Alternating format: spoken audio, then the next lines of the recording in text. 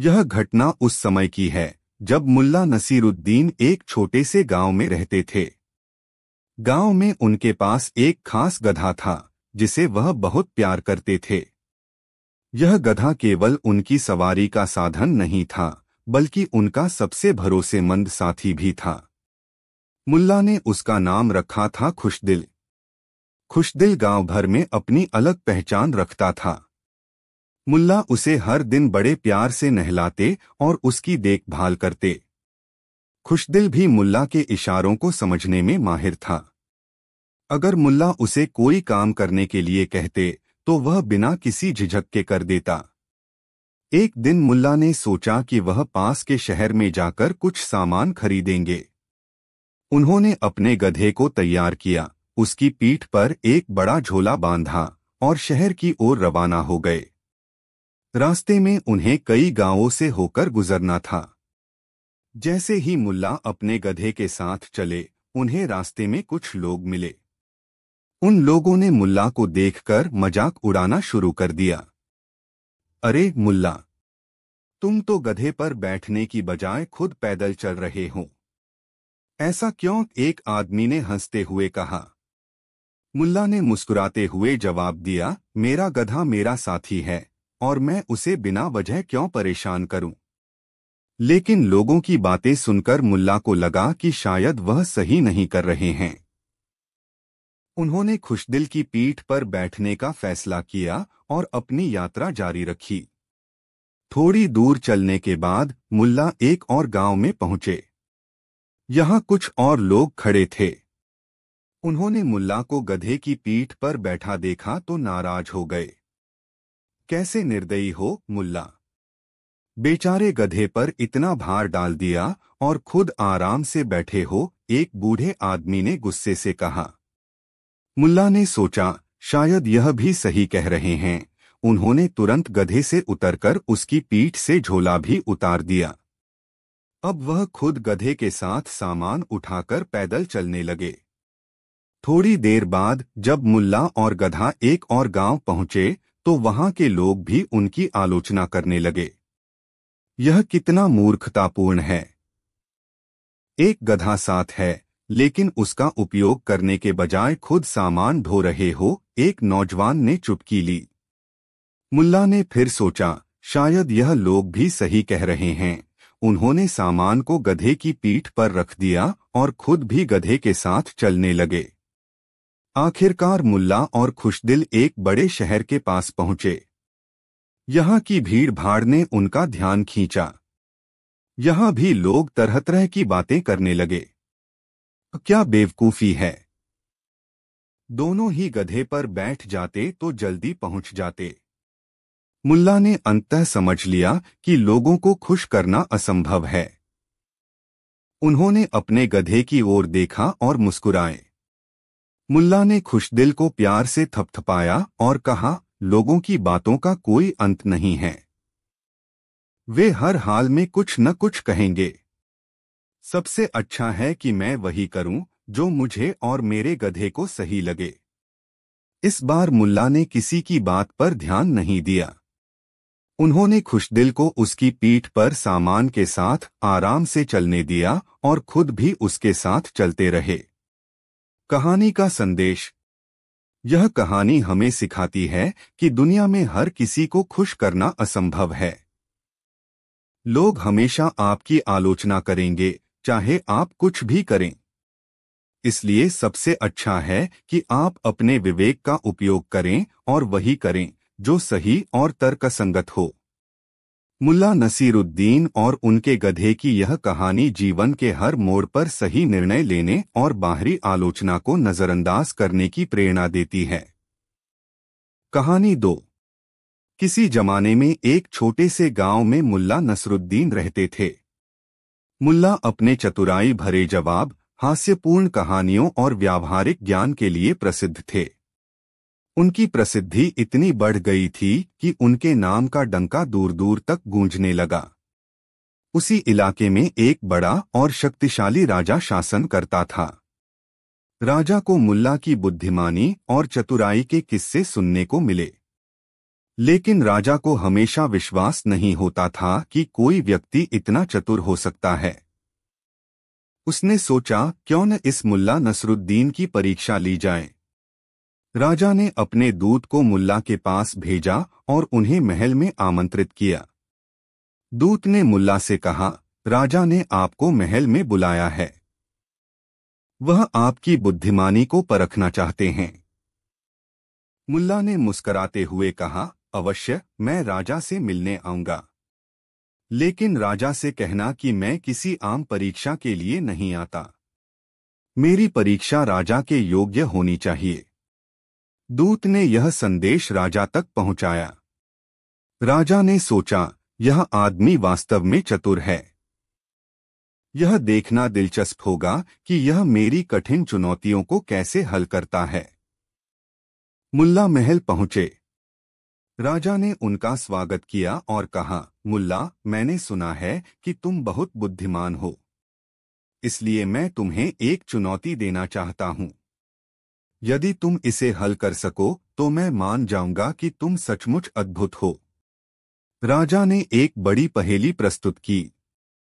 उसने 3 अलग अलग रंगों की रस्सियां सामने रखीं और कहा, इनमें से एक रस्सी की लंबाई सबसे अधिक है, लेकिन इसे मापे बिना मुझे बताओ कि वह कौन सी है। मुल्ला ने रस्सियों को ध्यान से देखा, मुस्कराए और बोले, महामहिम, इस प्रश्न का उत्तर तो आप पहले से ही जानते हैं, लेकिन यदि आप चाहते हैं तो मैं इसे आपके तरीके से हल कर सकता हूं। मुल्ला ने तीनों रस्सियों को उठाया और उन्हें बीच में से मोड़ा। फिर उन्होंने देखा कि कौन सी रस्सी सबसे ज्यादा मुड़ी। इसके आधार पर उन्होंने सही रस्सी चुनी। राजा यह देखकर चकित रह गया। राजा ने दूसरी परीक्षा तैयार की। उसने अपने मंत्रियों से कहा, हमने मुल्ला को कुछ ऐसा करना होगा जो असंभव सा लगे। उन्होंने मुल्ला से कहा, तुम्हें हमारी 100 गायों का दूध एक ही दिन में निकाल कर लाना होगा। मुल्ला मुस्कराए और बोले, राजा साहब, यह तो बहुत सरल है, लेकिन इसके लिए मुझे एक छोटी सी चीज चाहिए। राजा ने पूछा, क्या चाहिए? मुल्ला ने कहा, एक बाल्टी जिसमें चांद का पानी हो। यदि आप मुझे वह दे सकें तो मैं आपका काम कर दूंगा। राजा और दरबार में सब लोग हंसने लगे। राजा ने माना कि यह काम असंभव था और मुल्ला ने चतुराई से इस परीक्षा को टाल दिया। राजा ने मुल्ला से आखिरी और सबसे कठिन परीक्षा देने का निर्णय लिया। उसने मुल्ला से कहा, मुझे बताओ, इस पूरे राज्य में सबसे बड़ी सच्चाई क्या है और सबसे बड़ा झूठ क्या है? मुल्ला ने कुछ पल के लिए सोचा और जवाब दिया, महामहिम, सबसे बड़ी सच्चाई यह है कि हर कोई मृत्यु को प्राप्त होगा, और सबसे बड़ा झूठ यह है कि इस महल का यह सिंहासन सदा आपका रहेगा। राजा इस उत्तर से हैरान रह गया। उसने समझा कि मुल्ला की बुद्धिमत्ता केवल चतुराई नहीं बल्कि गहरी सच्चाई पर आधारित है। राजा ने मुल्ला की बुद्धिमानी को स्वीकार किया और उन्हें अपने दरबार में एक विशेष सम्मान दिया। मुल्ला ने विनम्रता से कहा, राजा साहब, मैं यहाँ किसी इनाम या पद के लिए नहीं आया। मेरा उद्देश्य केवल यह है कि हम सभी जीवन को सरल और सच्चा बनाएं। राजा ने मुल्ला की बात मान ली और उन्हें एक मित्र और सलाहकार के रूप में स्वीकार कर लिया। कहानी 3। मुल्ला नसीरुद्दीन अपने बुद्धि और व्यंग्य के लिए मशहूर थे। उनकी कहानियां लोगों को हंसी और समझ दोनों देती थीं। एक दिन मुल्ला अपने गधे के साथ बाजार जा रहे थे। उनका गधा उनकी जिंदगी का एक खास हिस्सा था और मुल्ला अक्सर उसे अपने किस्सों और मजाक में शामिल करते थे। उस दिन बाजार में भीड़ थी और मुल्ला के गधे पर कई बोझ लदे हुए थे। गधा धीरे धीरे चल रहा था और मुल्ला अपनी चाल में मस्त थे। रास्ते में एक आदमी ने मुल्ला को देखकर कहा, मुल्ला साहब, आपके पास इतना अच्छा गधा है, लेकिन आप उसे ठीक से काम क्यों नहीं करवाते? इसे और तेज चलना चाहिए। मुल्ला ने मुस्कुराकर जवाब दिया, भाई गधा है, कोई घोड़ा नहीं। इसे जितना तेज चलने दिया जाए उतना ही ठीक है। अगर इसे ज्यादा जोर दूं तो ये हड़ताल कर देगा। कुछ आगे बढ़ने पर एक और आदमी ने कहा, मुल्ला तुम क्यों पैदल चल रहे हो? गधे पर बैठो और आराम से जाओ। मुल्ला ने उसकी बात मानी और गधे पर बैठ गए। थोड़ी दूर चलते ही एक और आदमी ने कहा, मुल्ला यह तो बड़ी बेवकूफी की बात है। तुम खुद गधे पर बैठे हो और इस बेचारी जानवर को इतना वजन ढोने दे रहे हो। मुल्ला ने सोचा, लोगों की बात सुनने में ही समझदारी है। उन्होंने गधे से बोझ उतार दिया और उसे खुद ही ले चलने दिया। जब वे बाजार पहुंचे तो वहां के लोग उनका मजाक उड़ाने लगे। एक आदमी ने कहा, मुल्ला तुम तो बड़े अजीब हो। तुम्हारे पास गधा है लेकिन तुम उसका इस्तेमाल नहीं करते। आखिर इसे क्यों रखा है? मुल्ला ने मुस्कुराते हुए जवाब दिया, दोस्तों मैंने कोशिश की कि सबकी बात मानूं, लेकिन मैं समझ गया कि सबकी बात मानना ही सबसे बड़ा मजाक है।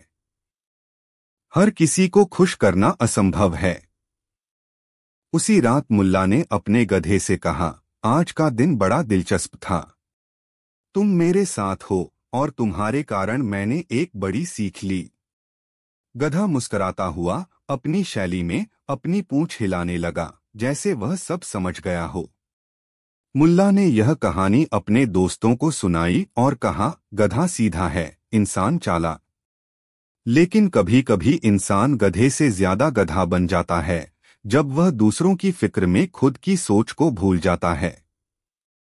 इस तरह मुल्ला नसीरुद्दीन ने अपने गधे के साथ एक और मजेदार कहानी जोड़ दी, जिससे लोगों को न केवल हंसी मिली बल्कि सोचने का एक नया नजरिया भी।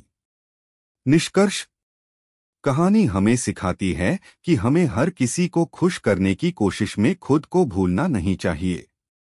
अपनी बुद्धि और विवेक से निर्णय लेना ही सही तरीका है।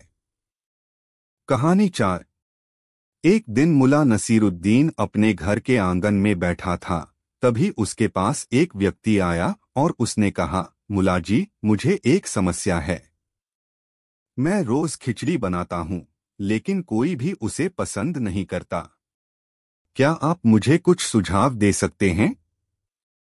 नसीरुद्दीन मुस्कुराए और कहा, तुम खिचड़ी कैसे बनाते हो?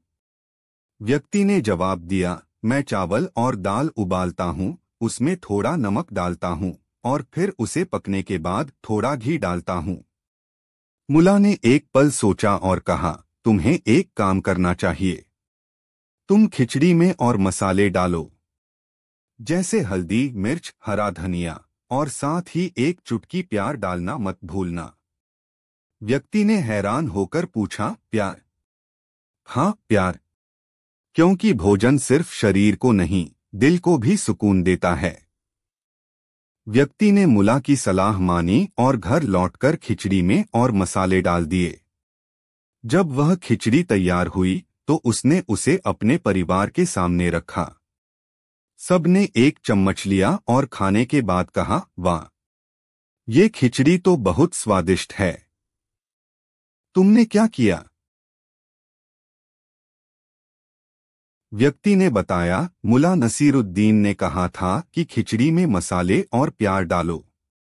कुछ दिन बाद वह फिर मुल्ला के पास आया और कहा, मुल्ला जी अब तो मेरी खिचड़ी सबको पसंद आने लगी है, लेकिन एक और समस्या है। अब लोग मुझसे हर दिन खिचड़ी बनाने को कहते हैं। क्या मुझे हर दिन खिचड़ी बनानी चाहिए? मुल्ला नसीरुद्दीन मुस्कुराए और बोले, क्या तुम रोज वही खिचड़ी खाते हो? व्यक्ति ने जवाब दिया, नहीं, मैं तो रोज कुछ नया खाता हूँ। मुल्ला ने हंसते हुए कहा, ठीक यही हाल दूसरों का भी है। उन्हें खिचड़ी हर रोज पसंद आने लगी है, लेकिन कोई और चीज भी उनका मन चाहता है। इसलिए कभी कभी कुछ नया बनाना भी जरूरी है। यह कहानी हमें यह सिखाती है कि जीवन में विविधता और बदलाव लाना जरूरी है। जब आप एक ही काम को बार बार करेंगे तो वह उबाऊ हो सकता है, लेकिन अगर आप उसमें थोड़ी विविधता और प्यार डालेंगे तो वह हर किसी को पसंद आएगा। नसीरुद्दीन के हास्य और समझ से हमें यह समझ में आता है कि हमें अपनी रोजमर्रा की जिंदगी में संतुलन और बदलाव की आवश्यकता होती है, ताकि हम खुश रहें और दूसरों को भी खुश रख सकें। कहानी का संदेश। मुल्ला नसीरुद्दीन की यह कहानी हमें यह सिखाती है कि सरलता में भी गहरी समझ छिपी होती है। एक साधारण खिचड़ी को भी स्वादिष्ट और मजेदार बनाने के लिए केवल मसाले और प्यार की जरूरत होती है, और यही बात जीवन के अन्य पहलुओं पर भी लागू होती है। कहानी 5। बहुत समय पहले की बात है। एक छोटे से राज्य में एक राजा शासन करता था। राजा का नाम राजा आलम था और वह अपनी प्रजा के प्रति बहुत दयालु था। लेकिन उसका एक बड़ा दुख था। वह यह नहीं समझ पा रहा था कि उसकी प्रजा वास्तव में कितनी समझदार और बुद्धिमान है। उसे हमेशा लगता था कि उसके राज्य में लोग कुछ भी समझदारी से नहीं करते। राजा आलम ने यह निर्णय लिया कि वह अपनी प्रजा की बुद्धिमत्ता की परीक्षा लेगा। राजा ने राज्य के सबसे अच्छे विद्वान और धार्मिक गुरुओं को बुलाया और उनसे कहा, मुझे यह जानना है कि मेरे राज्य के लोग कितने समझदार हैं। क्या तुम मेरी मदद कर सकते हो? गुरुओं और विद्वानों ने सोचा और अंत में एक योजना बनाई। उन्होंने राजा से कहा, हम आपके राज्य के सभी लोगों को एक सरल परीक्षा देंगे। यह परीक्षा एक ऐसा सवाल होगा जिसे सिर्फ समझदार लोग ही हल कर सकते हैं।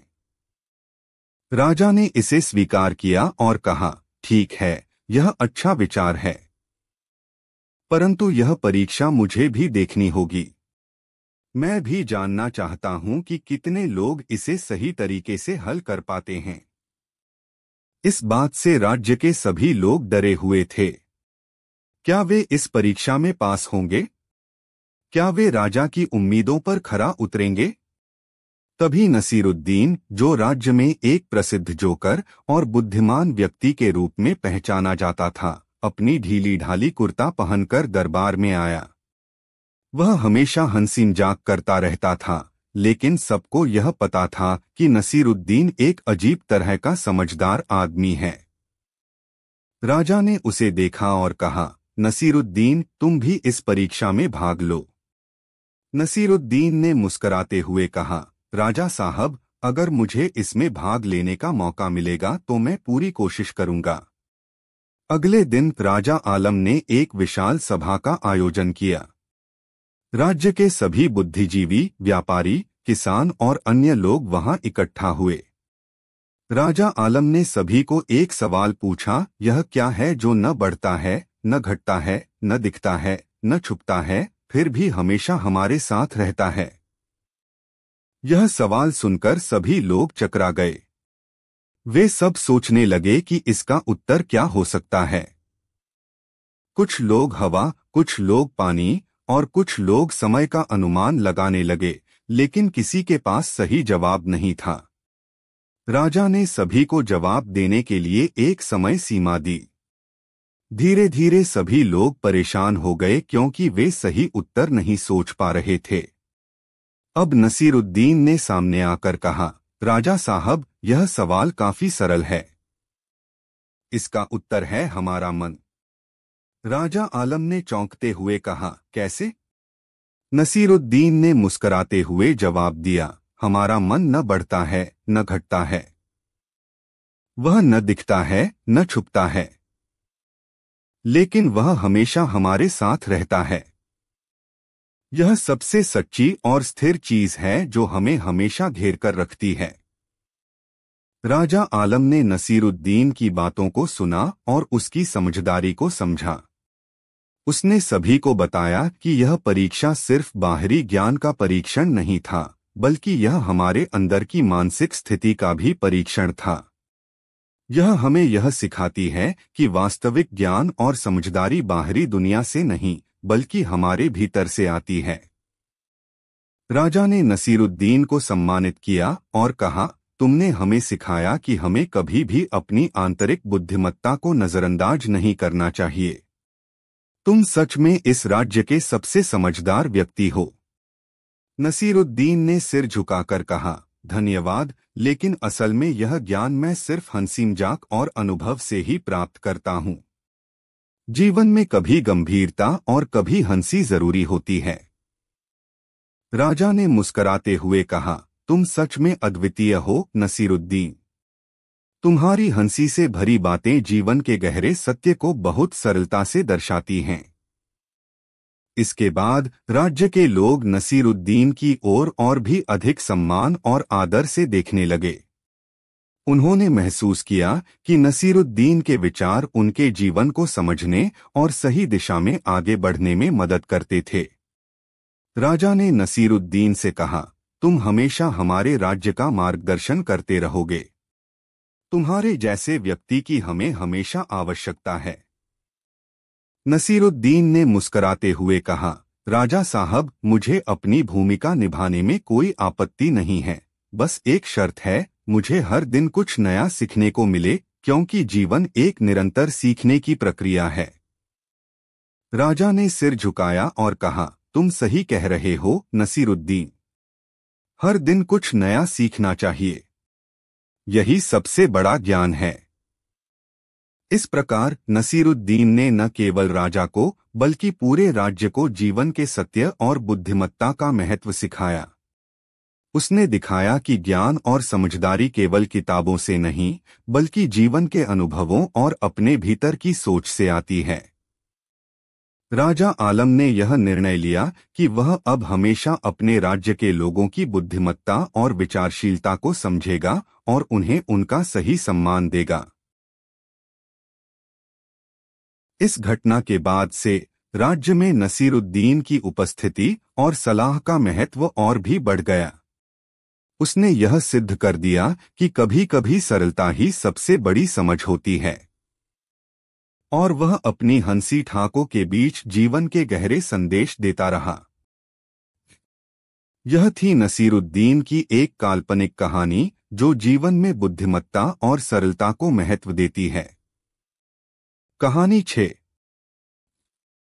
नसीरुद्दीन अपने छोटे से गांव के सबसे बड़े समझदार इंसान माने जाते थे।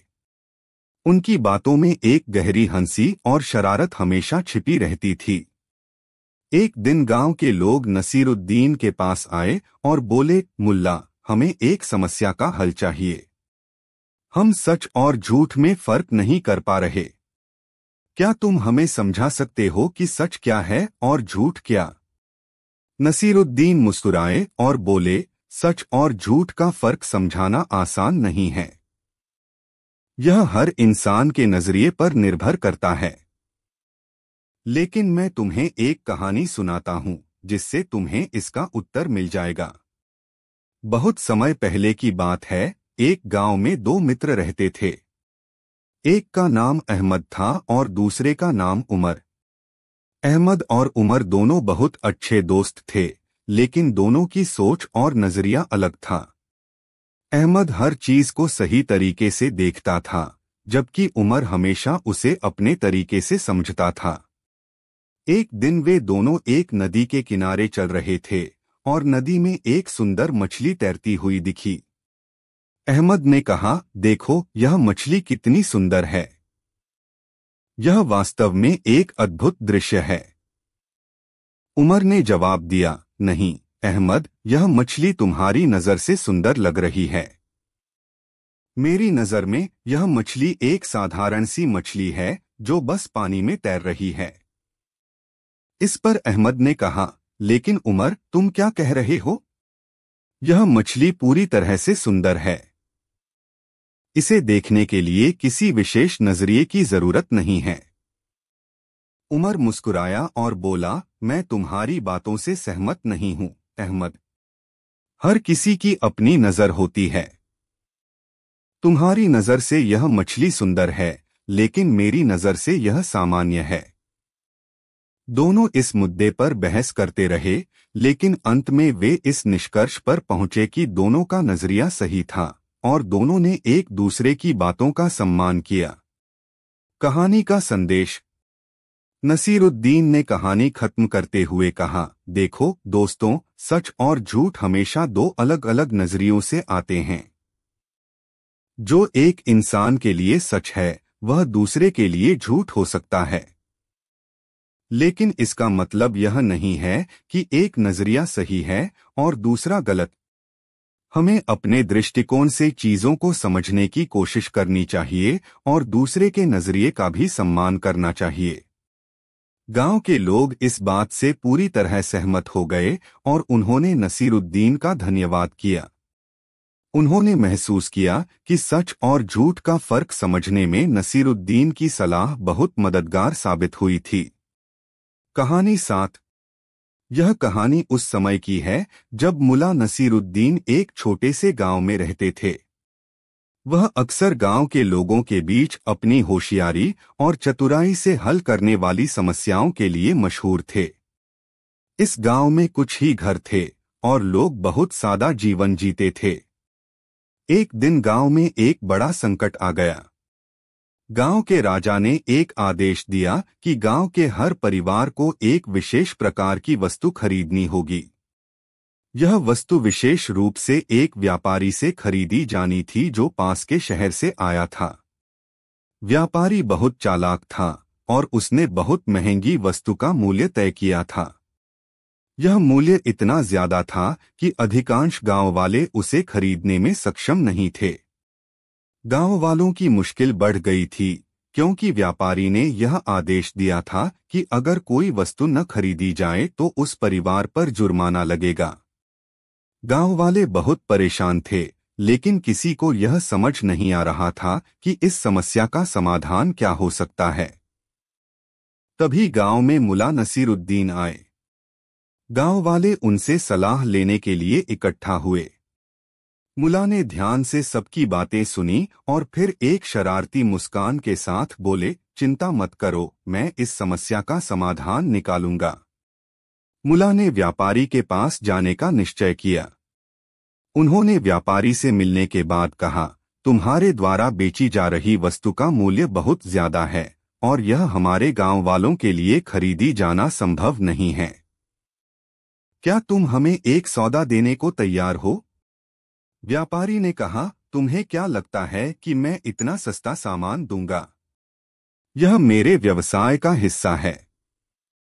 मुल्ला मुस्कराए और बोले, अगर तुम हमें यह वस्तु बिना किसी कीमत के दे दो तो हम इसे खुशी से खरीद लेंगे। व्यापारी चौंका और बोला, तुम्हें इसे बिना पैसे के देने की बात कैसे सूझी? मुल्ला ने शांत मन से कहा, हम इसे अपने गांव के पारंपरिक तरीके से खरीदेंगे। तुम जो कीमत चाहते हो वह हमें भले ही चुकानी पड़े, लेकिन हम इसे अपने तरीके से खरीदेंगे। तुम्हारे सामान के साथ साथ हमें कुछ विशेष बातों का ख्याल रखना होगा। व्यापारी ने पूछा, कौन सी बातें? मुल्ला ने जवाब दिया, सबसे पहले तुम्हें यह वस्तु एक थैले में रखकर देनी होगी जो बहुत मजबूत हो। दूसरा, तुम्हें एक छड़ी देनी होगी ताकि हम इसे उठा सकें, क्योंकि यह वस्तु बहुत भारी है। और तीसरा, तुम्हें हमें एक प्रमाण पत्र देना होगा जिससे हम साबित कर सकें कि इस वस्तु की कीमत सही है। व्यापारी ने हैरान होकर कहा, तुम बहुत अजीब बातें कर रहे हो। यह सब क्या है? मुल्ला नसीरुद्दीन मुस्कराए और बोले, यह है हमारा पारंपरिक तरीका। हम जब भी किसी वस्तु को खरीदते हैं तो इसे हम ऐसे ही करते हैं। हमें किसी और बात की चिंता नहीं है। व्यापारी को समझ में आ गया कि मुल्ला नसीरुद्दीन उसे मजाक बना रहे हैं। वह झुंझलाया और अंततः उसने वह वस्तु गांव वालों को सस्ती कीमत पर देने का निर्णय लिया। जब यह बात गांव वालों को पता चली तो उन्होंने मुल्ला की चतुराई की सराहना की और उन्हें अपने गांव का नायक मान लिया। अब गांव में सबके पास वह वस्तु थी और व्यापारी भी यह समझ चुका था कि कभी कभी चतुराई से समस्याओं का समाधान आसान हो सकता है। यह कहानी हमें यह सिखाती है कि कभी कभी हास्य और बुद्धिमत्ता से हम गंभीर समस्याओं को हल कर सकते हैं और नसीरुद्दीन जैसे लोग हमें यह बताने के लिए प्रेरित करते हैं कि जीवन में सरलता और हंसी भी महत्वपूर्ण है। कहानी 8।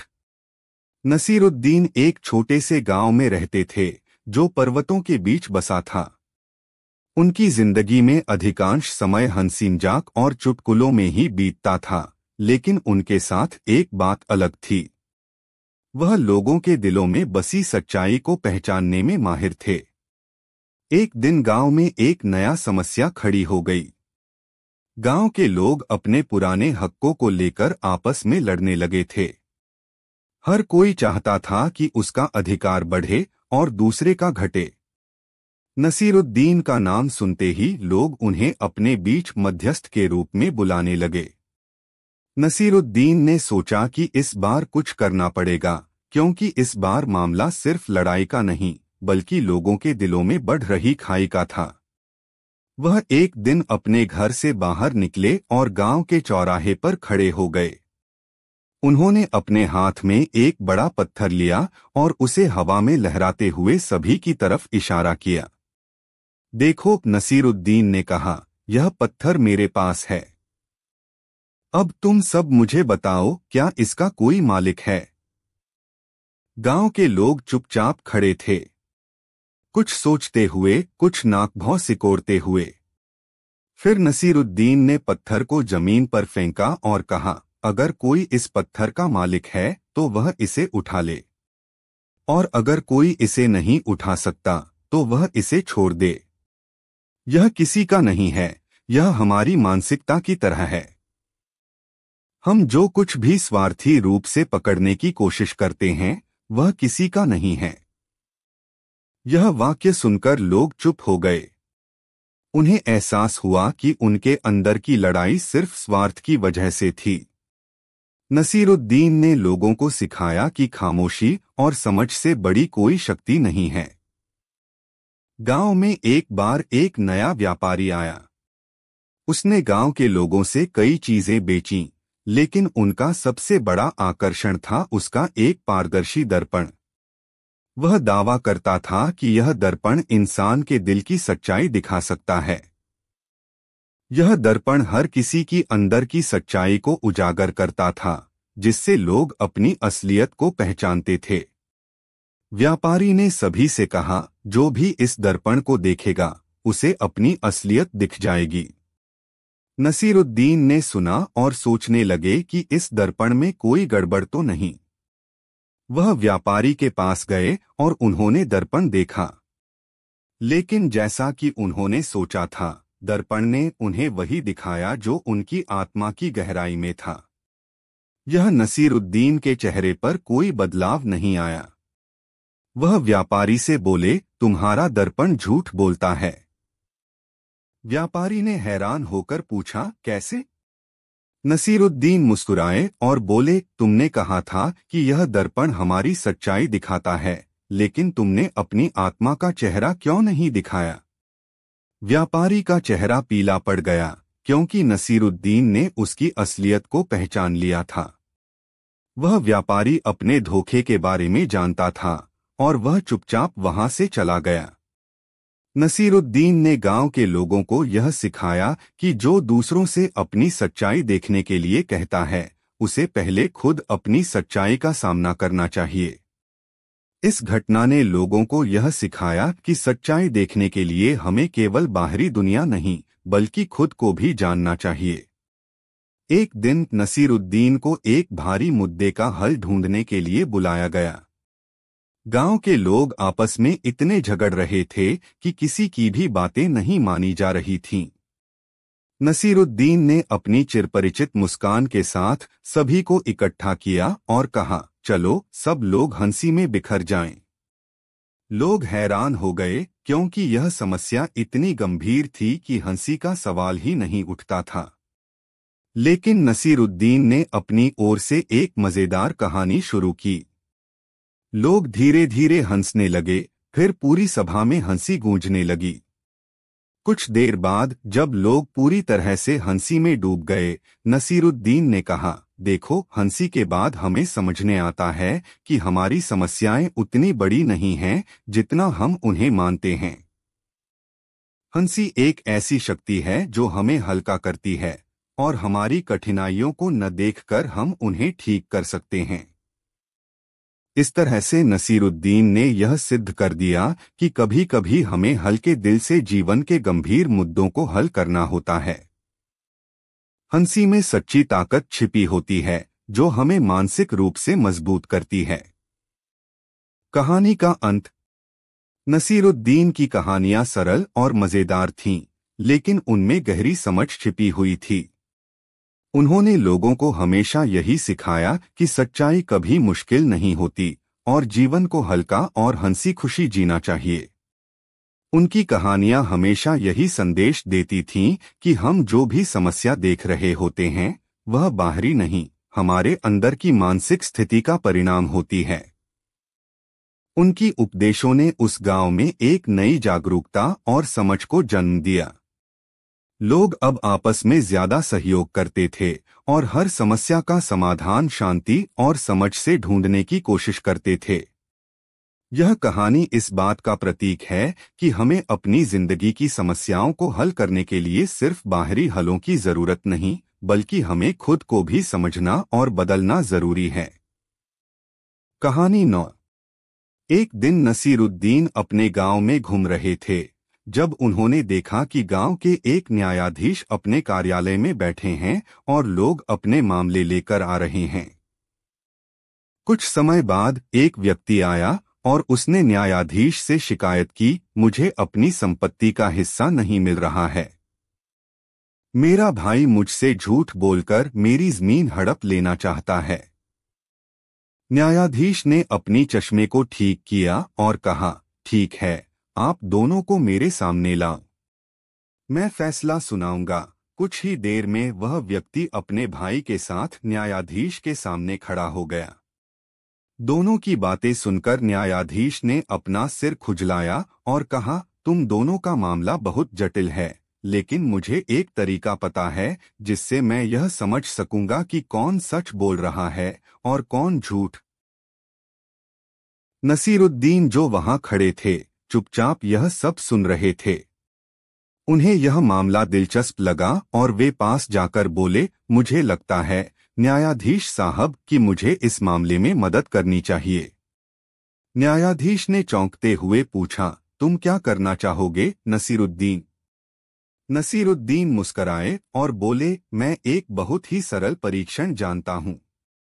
यदि आप इसे लागू करें तो आपको तुरंत पता चल जाएगा कि कौन सच्चा है और कौन झूठा।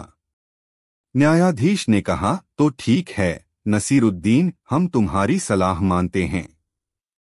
नसीरुद्दीन ने दोनों भाइयों से कहा, तुम दोनों को अपनी अपनी झोली में कुछ रोटियां रखनी होंगी। तुम्हें न्यायाधीश के सामने लाकर यह साबित करना होगा कि तुम दोनों में से कौन सबसे पहले और सबसे ज्यादा रोटियां खाता है। जो सबसे ज्यादा रोटियां खाएगा वही साबित करेगा कि वह असली मालिक है, क्योंकि केवल वही व्यक्ति संपत्ति का वास्तविक हकदार हो सकता है जो अपनी जरूरत के अनुसार अधिक खाता है। दोनों भाइयों ने नसीरुद्दीन की बातों को हल्के में लिया और चुपचाप अपनी अपनी झोलियां भर लीं।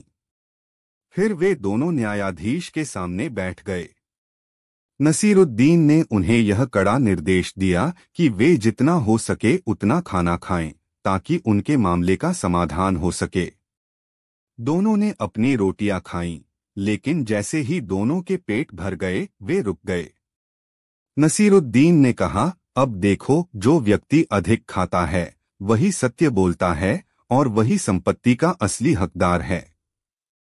न्यायाधीश ने हंसते हुए कहा, नसीरुद्दीन, तुमने क्या किया? यह तो केवल एक मजाक था। नसीरुद्दीन ने मुस्कुराते हुए कहा, मैंने केवल यह दिखाया कि जीवन में कभी कभी हमें झूठ और सच को पहचानने के लिए किसी तर्क या सिद्धांत की जरूरत नहीं होती। कभी कभी हमें खुद को ही यह समझना पड़ता है कि हम जो चाहते हैं वह क्या सच है। इस हास्यपूर्ण घटना से गांव के लोग बहुत खुश हुए और न्यायाधीश भी नसीरुद्दीन की बुद्धिमत्ता को मानते हुए मुस्कराए। यह साबित हुआ कि नसीरुद्दीन का हास्य केवल लोगों को हंसी नहीं दिलाता, बल्कि जीवन की जटिलताओं को सरल तरीके से समझने की कला भी सिखाता है।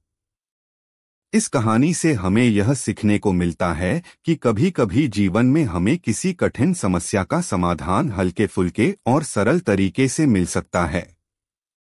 जीवन के तनावों और संघर्षों को हम अपनी हंसी और सरलता से पार कर सकते हैं, जैसे नसीरुद्दीन ने अपनी बुद्धिमत्ता और हास्य से किया। कहानी 10। नसीरुद्दीन अपने गांव में एक प्रसिद्ध व्यक्ति थे। वे न केवल अपने हास्यपूर्ण विचारों के लिए जाने जाते थे, बल्कि उनकी बुद्धिमत्ता भी लोग बड़ी श्रद्धा से मानते थे। गांव में लोग नसीरुद्दीन के पास अपनी समस्याओं के समाधान के लिए आते थे और वह अपनी सरलता से उन्हें हल करते थे। पहले दिन की शुरुआत। एक दिन नसीरुद्दीन अपने घर से बाहर जा रहे थे कि एक व्यापारी उनके पास आया। वह व्यापारी बहुत चिंतित दिखाई दे रहा था। उसके पास एक बड़ा झोला था जिसमें सोने चांदी के सिक्के थे। व्यापारी ने नसीरुद्दीन से कहा, मालिक, मुझे बहुत समस्या हो रही है। मेरे पास इतना धन है, लेकिन कोई नहीं समझता कि इसे सही तरीके से कैसे खर्च किया जाए। नसीरुद्दीन मुस्कराए और व्यापारी से कहा, तुम एक छोटे से गांव में रहते हो, लेकिन तुम्हारे पास इतना धन है। इसका मतलब है कि तुम्हें इसे समझने के लिए कोई जादू की जरूरत नहीं, बल्कि एक समझदारी की जरूरत है। व्यापारी ने पूछा, परंतु मैं क्या करूं? नसीरुद्दीन ने उसे कहा, तुम्हें अपने धन का सही उपयोग करने के लिए एक यात्रा पर जाना होगा। यात्रा की शुरुआत। व्यापारी ने नसीरुद्दीन के कहे अनुसार यात्रा पर जाने का निर्णय लिया। वह गांव से बाहर एक पहाड़ी इलाके में गया, जहां उसने एक बड़ी झील देखी। झील के पास ही एक साधु बाबा रहते थे, जो पूरे गांव में अपनी विद्या के लिए प्रसिद्ध थे। व्यापारी ने सोचा कि यहाँ से वह अपनी समस्याओं का हल पा सकता है और साधु बाबा के पास पहुंचा। उसने बाबा से अपनी समस्या बताई और पूछा, मुझे अपने धन का सही उपयोग कैसे करना चाहिए? बाबा मुस्कराए और बोले, तुम्हें सबसे पहले खुद को जानने की जरूरत है। धन केवल एक साधन है, अगर तुम खुद को सही नहीं समझते तो यह तुम्हारे लिए कभी उपयोगी नहीं होगा। व्यापारी को थोड़ा अजीब सा लगा, लेकिन उसने फिर भी बाबा की बातों पर ध्यान दिया। वह वापस नसीरुद्दीन के पास लौटा और उसे बाबा की सलाह सुनाई। नसीरुद्दीन ने हंसते हुए कहा, देखो, तुम्हें अब यही समझना होगा कि तुम्हारा धन किसी दूसरे की मदद करने के काम आ सकता है। तुम जितना दूसरों के लिए सोचोगे, उतना ही तुम्हें जीवन में सच्ची खुशी मिलेगी। धन का सही उपयोग। कुछ दिन बाद व्यापारी ने नसीरुद्दीन की सलाह मानी और अपने धन का उपयोग गांव के लोगों के भले के लिए करना शुरू किया। उसने गरीबों की मदद की, स्कूलों में किताबें दान की और एक अस्पताल भी बनवाया। उसकी सहायता से गांव में खुशहाली आई। एक दिन व्यापारी नसीरुद्दीन से मिलने गया और बोला, मालिक, आपने जो कहा था वह सच निकला। अब मैं जानता हूं कि सच्चा सुख दूसरों की सेवा करने में है, न कि केवल अपने लिए धन जमा करने में। नसीरुद्दीन मुस्कराए और बोले, यही तो है असली जादू। जब तुम अपने दिल से दूसरों के लिए सोचने लगते हो, तो जीवन में हर मुश्किल हल हो जाती है। जीवन का संदेश। इस कहानी से यह सीखने को मिलता है कि धन केवल एक साधन है, लेकिन अगर उसे सही तरीके से प्रयोग किया जाए तो वह जीवन में खुशहाली और संतोष ला सकता है। नसीरुद्दीन के जीवन में यह सिद्धांत हमेशा था कि किसी भी समस्या का हल केवल समझदारी और दिल से किया गया प्रयास है।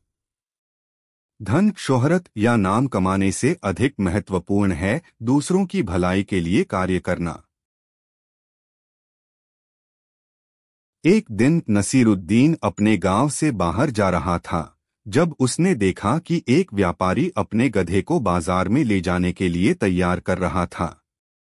व्यापारी के पास अच्छे कपड़े थे और वह बहुत ही घमंडी था। नसीरुद्दीन ने देखा कि व्यापारी अपने गधे के साथ बहुत बुरा व्यवहार कर रहा था, उससे जोर से बात कर रहा था और उसे बिना किसी दया के थप्पड़ मार रहा था। नसीरुद्दीन ने सोचा कि इसे ठीक करना चाहिए। वह व्यापारी के पास गया और बोला, आपका गधा बहुत समझदार है, यह आपकी बातों को अच्छे से समझता है।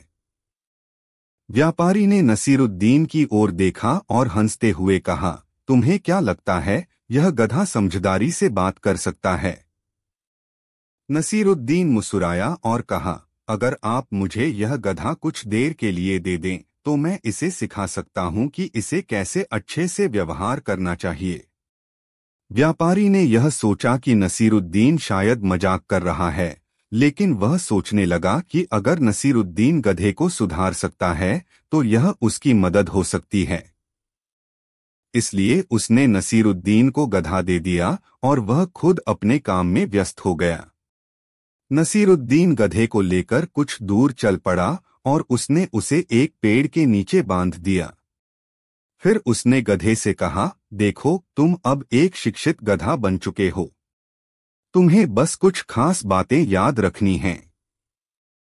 सबसे पहली बात यह है कि तुम कभी भी बुरा व्यवहार नहीं करोगे। तुम अपने मालिक से कभी नहीं लड़ोगे और हमेशा विनम्र रहोगे। गधा बेमन से खड़ा था, लेकिन नसीरुद्दीन ने उसे थोड़ा प्यार से पुचकारा और उसे समझाने की कोशिश की। समझे गधा, यदि तुम अच्छा व्यवहार करोगे तो तुम बहुत सम्मान पाएंगे। फिर नसीरुद्दीन व्यापारी के पास लौटा और कहा, तुम्हारा गधा अब पूरी तरह से सुधार चुका है। उसे वापस ले जाओ और देखो कि वह कितना अच्छा व्यवहार करेगा। व्यापारी ने नसीरुद्दीन की बातों को हंसी में लिया, लेकिन गधा ले लिया और बाजार की ओर चल पड़ा।